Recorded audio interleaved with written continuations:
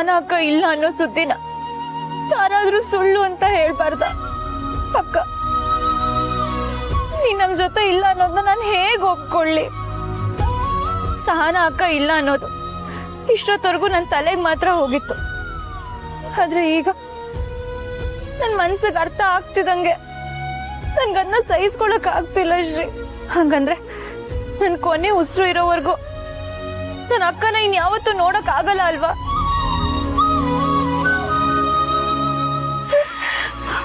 ಅವಳ ನೋಡ ಹುಟ್ಟಿದವಳಾದ್ರು ನಂಗ ಅವ್ವನ್ ತರ ಇದ್ಲು. ಅವಳ ನಾನು ಹೇಗ್ ಬಿಟ್ಟಿರೋದು ಶ್ರೀ? ಹೇಗ್ ಬಿಟ್ಟಿರ್ಲಿ?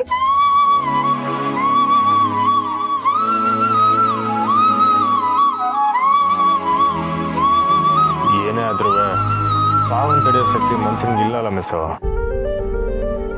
ನಮಗ್ ಬೇಕಾದವ್ರಿಗೆ ಏನ ಕಷ್ಟ ಅಂತ ಗೊತ್ತಾದ್ರೆ ನಮ್ಮ ಅರ್ಧ ಆಯಸ್ನ ಬೇಕಾದ್ರೆ ಕೊಟ್ಟು ಕಾಪಾಡೋ ಪ್ರಯತ್ನ ಮಾಡ್ಬಿಡ್ತೀವಿ.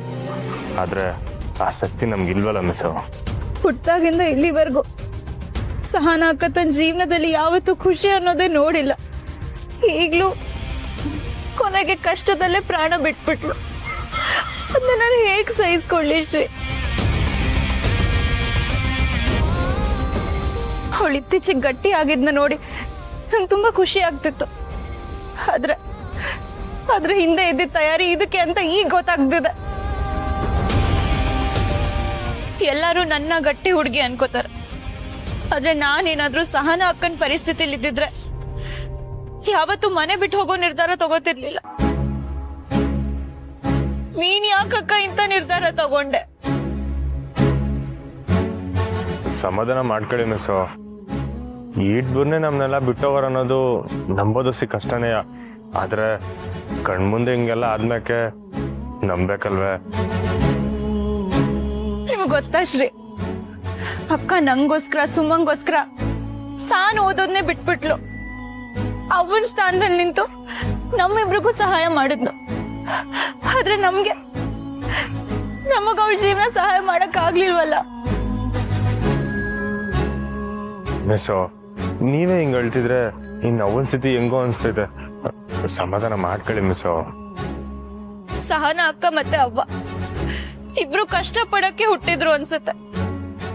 ಈ ಪರಿಸ್ಥಿತಿಲಿ ನಾನು ಅವ್ವನ ಸಮಾಧಾನ ಮಾಡೋಣ ಅಂದ್ರೆ ಅವಳಂಗ್ ಮುಖ ಕೊಟ್ಟು ಮಾತಾಡದೆ ಇರೋ ಹಾಗೆ ಅವಳ ಮಾತ್ ವಿರುದ್ಧ ನಡ್ಕೊಂಡ್ಬಿಟ್ಟಿದೆ.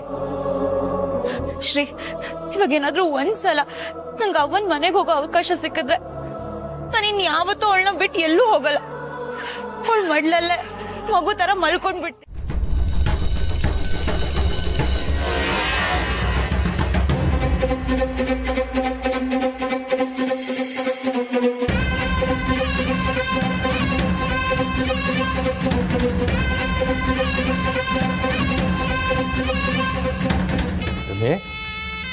ಒಂದನಿ ನೀರು ಕುಡ್ದಂಗಿದ್ಯಾ, ಮತ್ತೆ ಹಾಲಾದ್ರೆ ಕುಡಿ.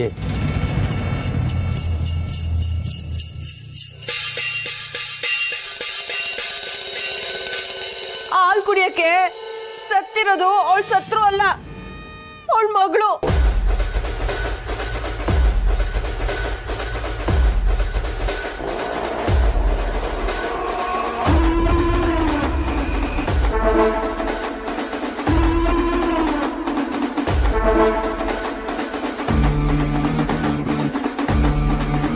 ನೀನ್ ಯಾಕೆ ಬಂದೆ ಇಲ್ಗೆ? ಯಾರು ಕರೆದ್ರು ಅಂತ ಬಂದೆ?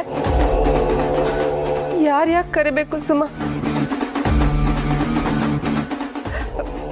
ಸತ್ತಿರೋಳು ವರ್ಷನಾಗೆ ನನಗೆ ಮಗಳಾಗ್ಬೇಕು. ಏ ಬಾಯ್ ತಪ್ಪಿ ಊರ್ನವ್ರ ಮುಂದೆ ಏನಾದ್ರು ಹಿಂಗ ಅನ್ಬಿಟ್ಟಿಯಾ? ಯಾಕಯ್ಯ, ಯಾಕೆ ಹೇಳ್ಬಾರ್ದು?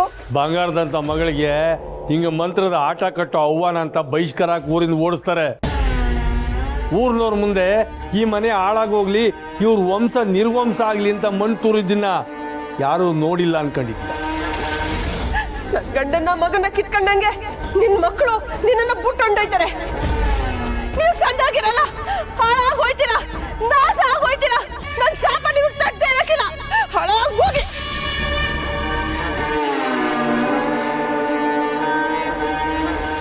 ಮನ್ಸಲ್ಲೊಂದು ನಾಲ್ಗೆಲೊಂದು.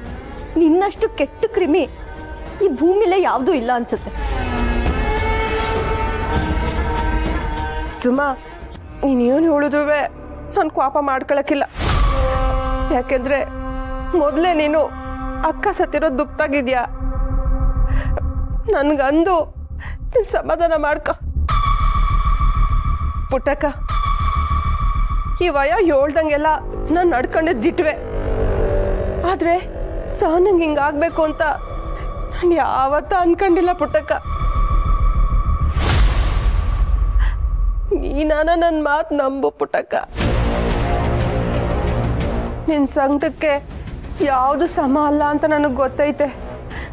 ಸಹನ ಹೋದಾಗಿಂದ ನಿಂತವ ಮಾತಾಡೋಕ್ಕೆ ಆಗಿಲ್ಲ.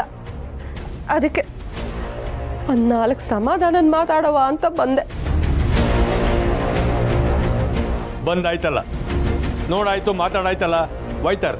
ಏ ಸುಮ್ಕಿರಯ್ಯ,